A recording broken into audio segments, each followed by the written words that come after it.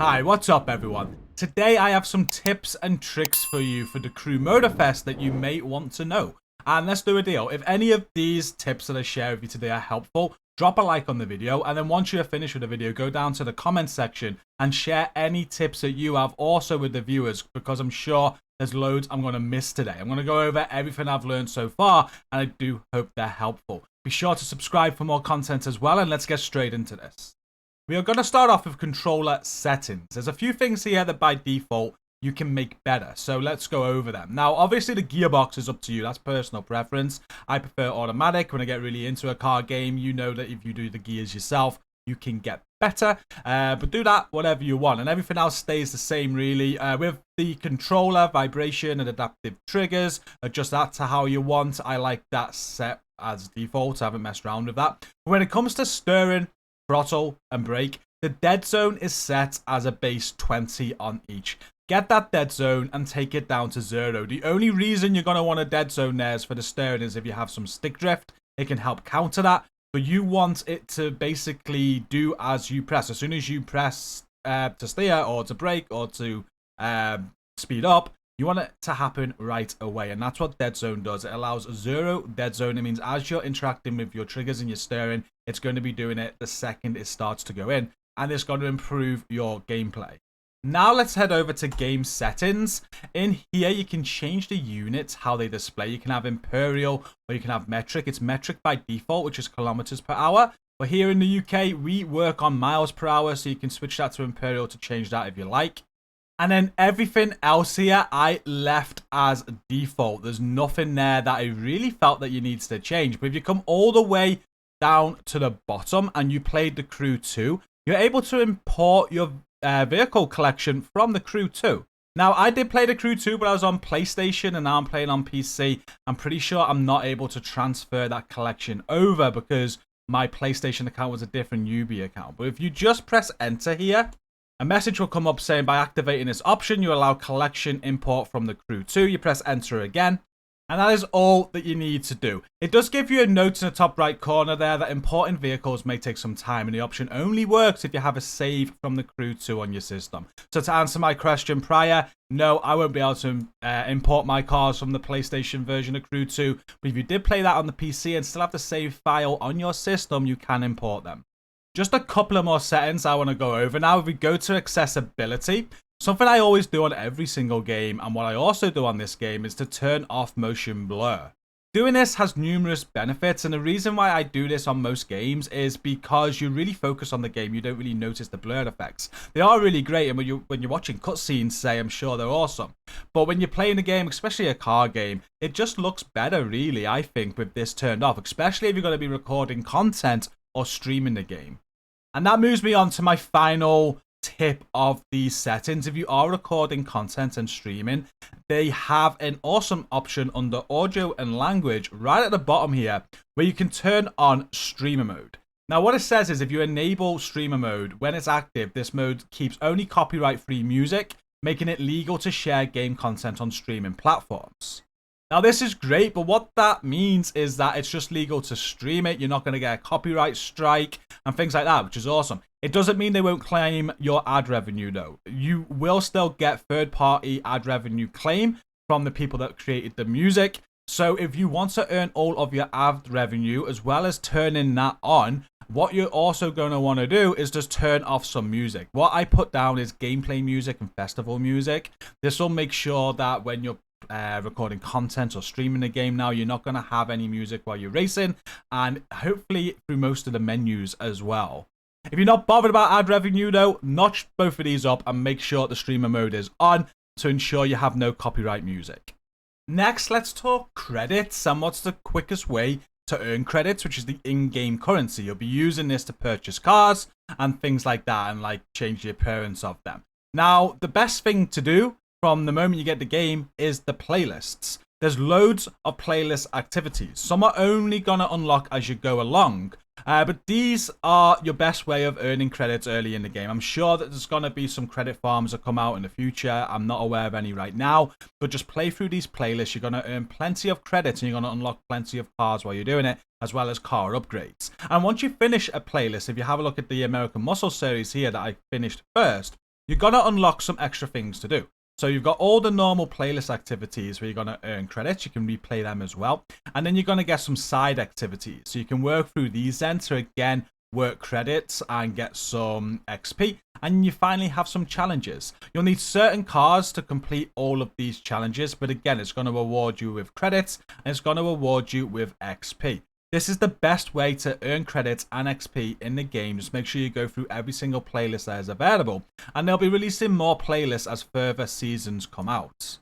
With those credits, you're probably going to take it to the store and start purchasing some cars. They have a big catalogue of 604 vehicles, and they range in price. There's some cheaper ones and some very expensive ones. Now, you have enough means to earn credits in the game to buy every single car that is here. If you want to fast track stuff, though, you can also buy premium credits and get it with premium credits as well. I don't advise that you do that, though. Just play the game. You will earn enough credits to get all of the cars. One tip I do have at this point, though, is every single week you want to take part in the live competition, the Summit Contest.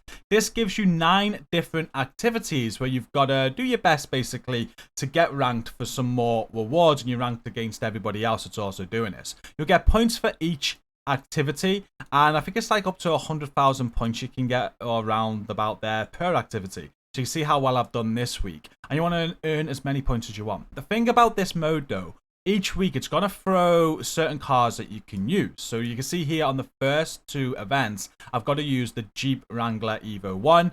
The next 2 events there, I've got to use the Ford Mustang Boss. And the final 2 events, I've got to use the DeLorean.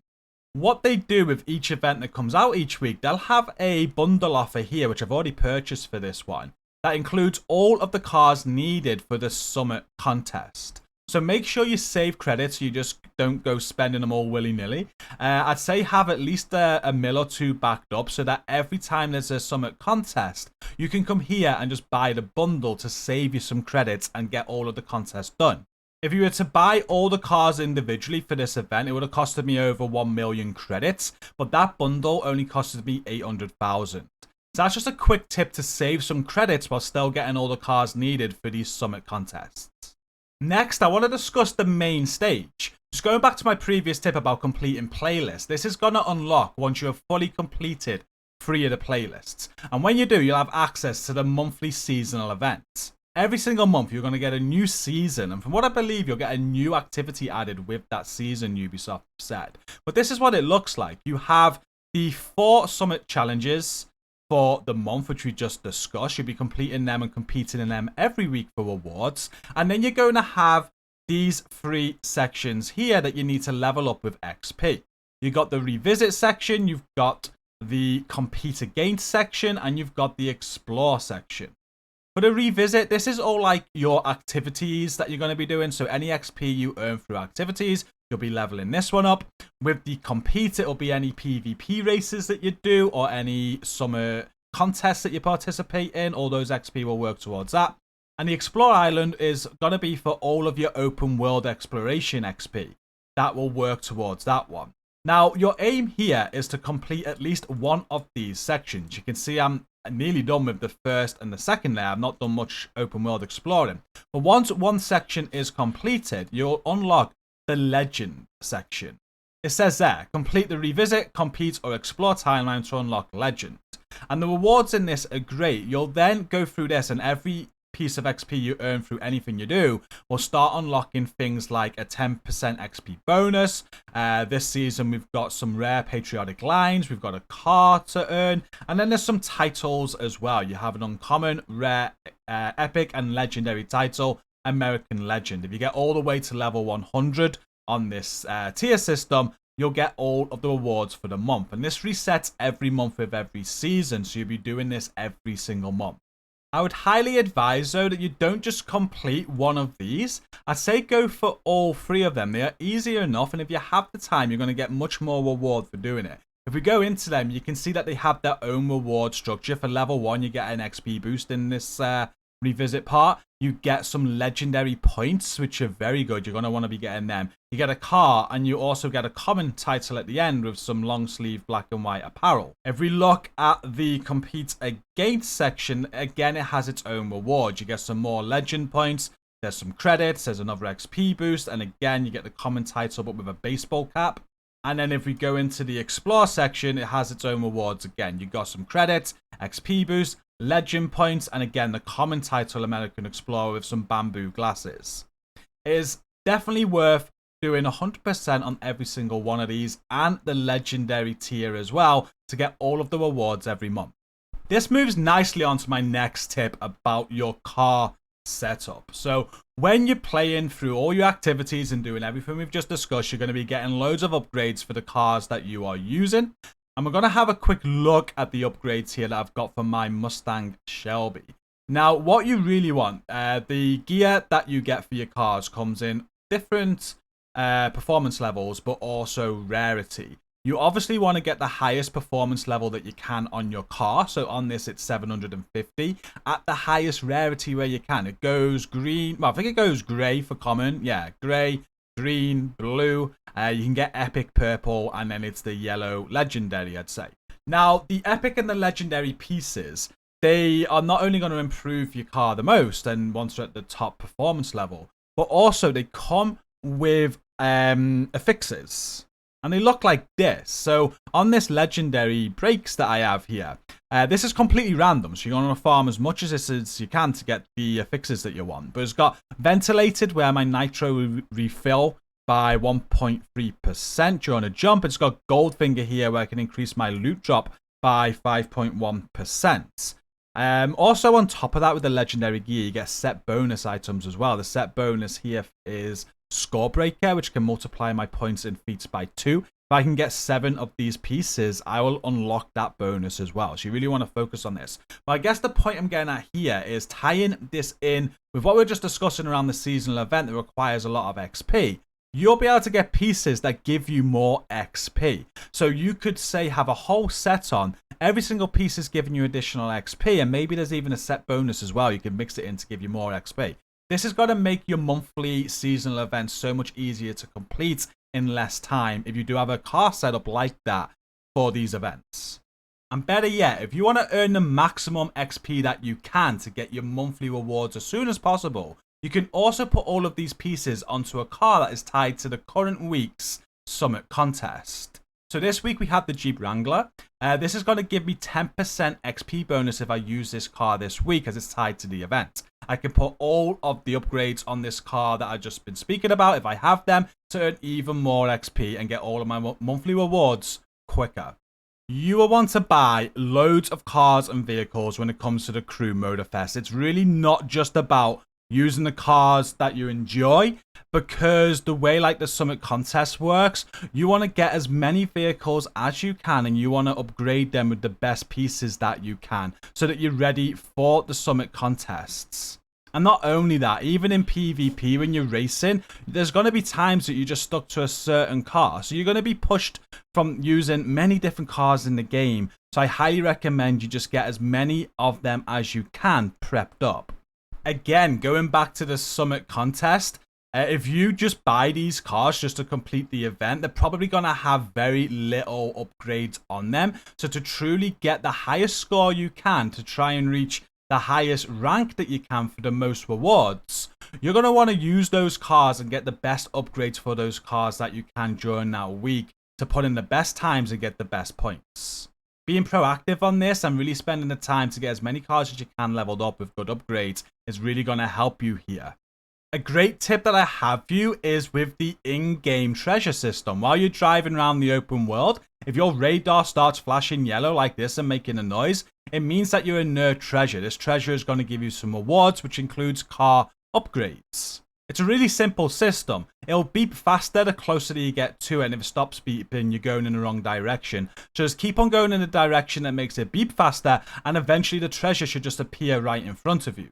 Here's the treasure on my screen now. Now, don't just open it as soon as you get there, because this is where my tip comes into play. Once you get there, switch to a vehicle that you want upgrades for, because it's going to give you upgrades based on the car that you use when you open that. You can switch to a boat or a plane, anything that you want. If there's a certain car that you want upgrades for, just switch over to it and then open the treasure.